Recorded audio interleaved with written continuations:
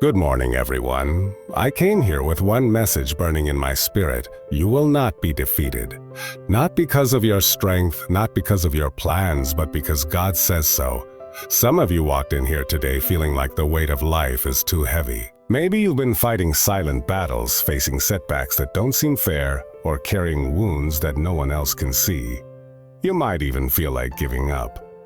But hear me clearly, this is not the end of your story. The God who created you, who sees you, who has never stopped loving you, He's already declared your victory. And when God says something, it doesn't return void. Defeat may try to speak over your life, but it doesn't have the final word. God does, and He's saying today, you will rise again. You will overcome. You will not be defeated. Let's walk through that promise together. When God speaks, His word carries authority, power, and truth that does not change with our circumstances. So when He says, "You will not be defeated," it's not just encouragement, it's a divine declaration. The word of God is not a suggestion, it's a promise written in eternity. Isaiah 54:17 reminds us, "No weapon formed against you shall prosper." That doesn't mean weapons won't form. It doesn't mean life won't hit hard.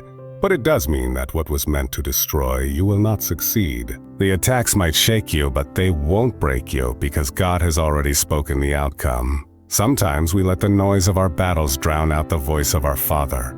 We hear the fear, the doubt, the disappointment. We replay our failures, we relive the pain, and we start to believe defeat is inevitable. But if God has already declared victory, who are we to let anything else convince us otherwise? When God says you're more than a conqueror, when He says you're the head and not the tail, when He says He has plans to prosper you, that's not just religious talk.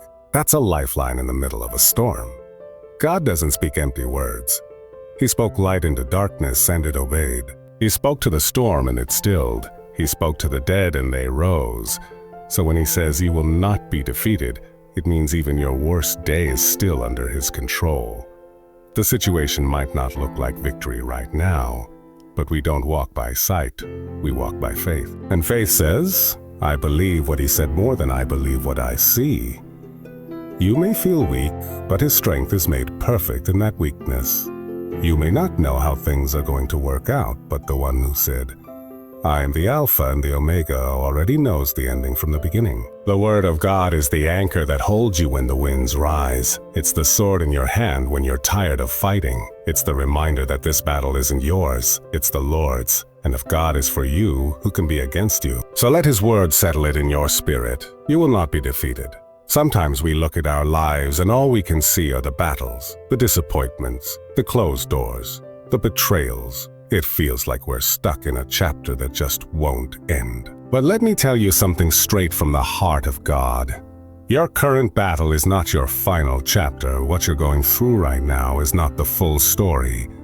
It's just a scene, a page, a moment in time, and God is still holding the pen. You see, the enemy wants you to believe that because it's hard now, it'll always be hard. He wants to trap you in the lie that what happened to you is where your story ends. But God specializes in turning pages. He takes what looks like the end and turns it into a new beginning. Think about Joseph thrown into a pit by his brothers, sold into slavery, falsely accused, thrown into prison.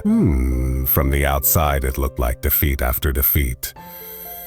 But God was setting up His promotion. The pit wasn't the end. The prison wasn't the end. The promise was still alive. What you're facing right now might be painful. You might not see a way out.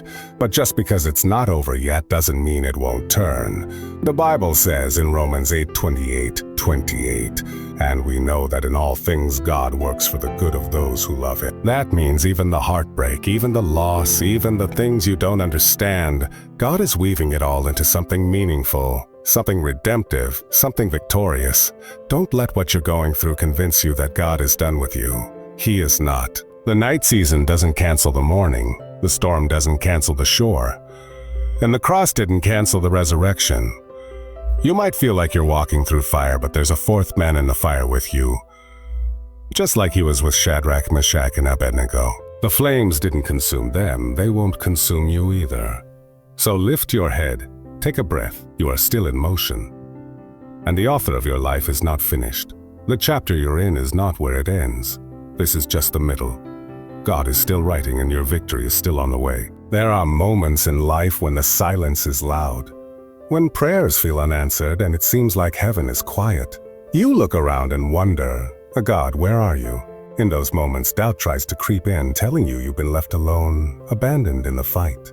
But let me remind you of a truth that never changes. God fights for you, even when you don't feel it. You don't always have to see the hand of God to know it's moving. Think about it. How many battles has He already won on your behalf that you didn't even know were being fought? How many accidents didn't happen? How many attacks were stopped? How many doors were closed to protect you, not punish you? That's the kind of God you serve, a protector, a defender, a father who goes before you. Exodus 14 says, "The Lord will fight for you. You need only to be still." That's not a call to give up. It's an invitation to trust. God is not like man. He doesn't forget, doesn't walk away, and doesn't miss a thing. Even when you can't trace His hand, you can trust His heart. He is behind the scenes, orchestrating details, setting things in motion, and shielding you from harm. The enemy wants to wear you out trying to fight battles in your own strength, but God never asked you to carry it alone. He said, "Cast your cares on me because I care for you." There's power in understanding that you're not alone in the fight. You're not standing on the battlefield defenseless. You're backed by heaven. You're covered in grace, and you're surrounded by a strength greater than your own. Think of David facing Goliath. He didn't win because he was strong. He won because God was with him, and the same God that stood with David stands with you now. So don't be moved by what you feel. Feelings change, but the truth of who God is remains. His silence is not absence. His delay is not denial, and His presence is not always loud, but it is always real. You might be in the fight, but you are not fighting alone. God is with you, God is for you, and God is fighting even now. Sometimes we forget just how equipped we are because life has a way of making us feel empty, powerless, and unworthy. But the truth is, you are not walking through this life unequipped. God has already placed inside of you everything you need to stand, to endure, and to overcome.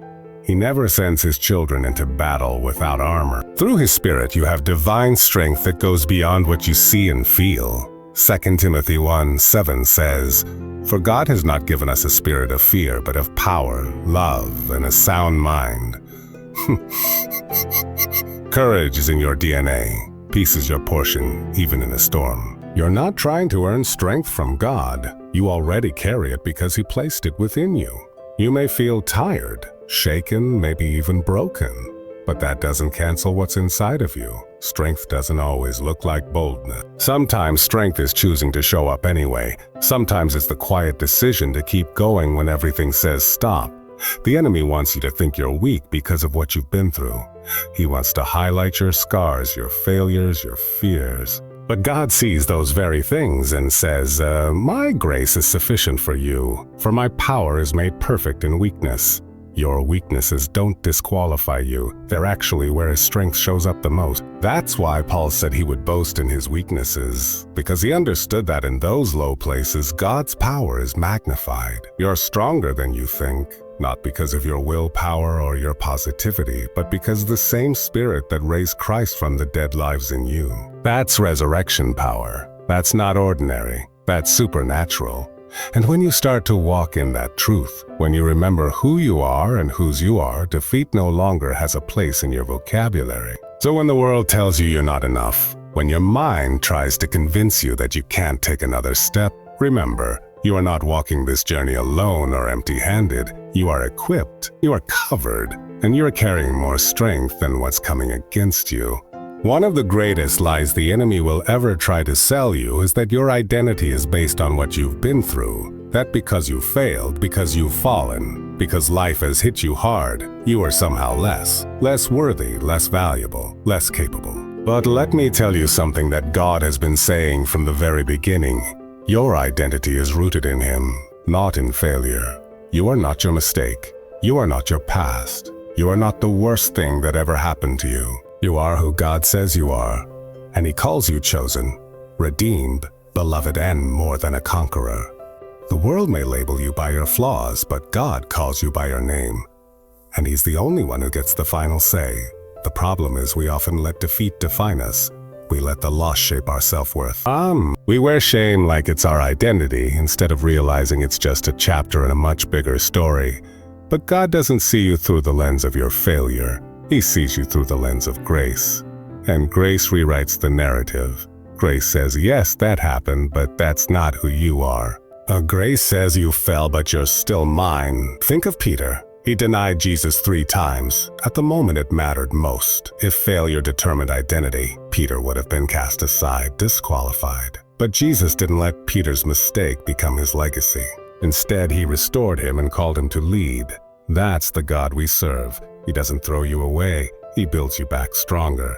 Your identity is not in your denial. It's in your destiny. You are not defeated. You are being developed. God is using even the broken pieces to shape something beautiful. And when he looks at you, he doesn't see a mess. He sees a masterpiece in progress. So don't shrink back. Don't live under the weight of old names, old labels, or old wounds. Stand in the truth of who you are. A child of God, fearfully and wonderfully made, full of purpose, full of promise. Whatever tried to define you before, let it go. Because the only voice that matters is already spoken, and he says you are his. Faith is often the missing piece between where you are and where God is leading you. It's the bridge between feeling stuck and stepping into your destiny. When everything around you says this is the end, faith rises up and says God's not finished. And that kind of faith, it doesn't come from seeing results right away. It comes from trusting that God's word is true even when the evidence hasn't shown up yet. Hebrews 11:1 tells us, now faith is the substance of things hoped for, the evidence of things not seen. That means faith isn't based on what you can see in the natural. It's grounded in what you know about God's character. And if God says you will not be defeated, then your faith becomes the force that carries you toward that promise, even when life tells you the opposite. Faith doesn't deny the storm. It just knows who's in the boat. Faith isn't blind. It's deeply rooted in the unseen reality of God's presence, his power, and his purpose for your life. It's what kept Moses standing in front of Pharaoh, what kept David running toward Goliath, and what kept Paul singing in prison. It's what keeps you moving forward when giving up would be easier. Let's be honest, there are days when faith feels fragile, when doubts scream louder than hope. But even mustard seed faith can move mountains. God isn't looking for perfection. He's just looking for your yes, your willingness to believe that what he said will come to pass, that what he started, he will finish. Faith doesn't require you to have all the answers.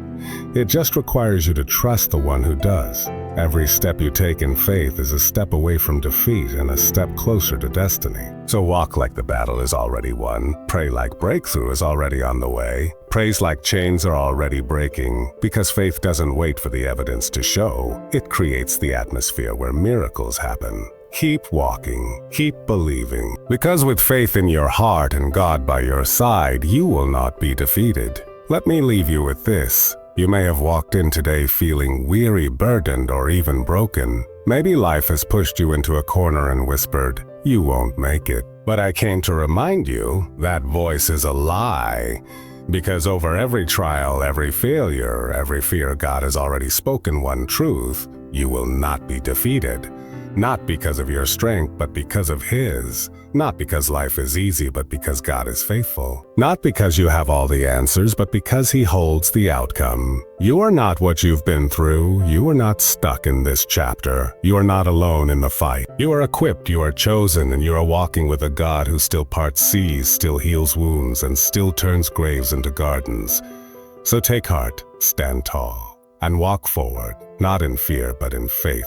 Because your story isn't over, the battle isn't lost. And according to heaven's final word, you will not be defeated.